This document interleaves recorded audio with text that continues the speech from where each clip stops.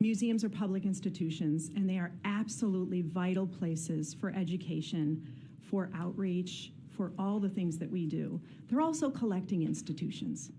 And museums as collecting institutions need to have places to keep collections, not for 10 years, not for 20 years, for 200 years.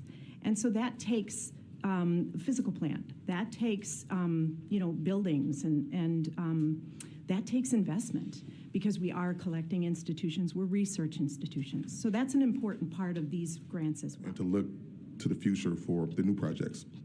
Today we're calling for that $70 million funding, but also, as was previously stated, to remove the current matching requirements to empower our museums to embark on capital projects that are essential for their growth and their revitalization for a post-pandemic cultural economy. Our museums are much more than buildings. They are educational powerhouses. Each year, they educate over 2.8 million school children and offer more than 52 free admission days, ensuring that children from across our state have access to invaluable educational resources. Our museums are cultural anchors benefiting local restaurants, businesses, and hotels. So we got to be very clear about the economics here and what kind of positive impact these provide. By supporting this funding request, we are not just investing in museums, we are investing in our future.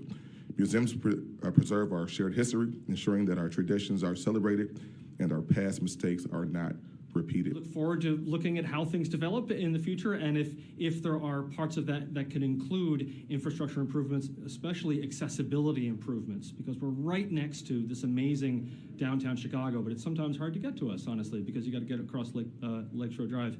But if there are some component of that could enhance accessibility, that would be something that we'd be interested in seeing how it develops. I'll just say this. I think we've been very clear that no matter what happens with the Bears proposal or any other proposal on the lakefront, the museum campus and the institutions that have been there need to be a part of that conversation. That's not just a Chicago Bears thing, that's a NASCAR thing, that's a Lollapalooza thing, that's all of the things that go on there around the summertime that can either help or hurt these institutions if it's not done the right way, right? And so, I'll leave it there. I won't get into the actual Soldier Field piece, but they have to be a part of the conversation. It's a proposal. It did not come down from Mount Sinai on stone tablets, right? They're going to have to obviously change some of what they're doing.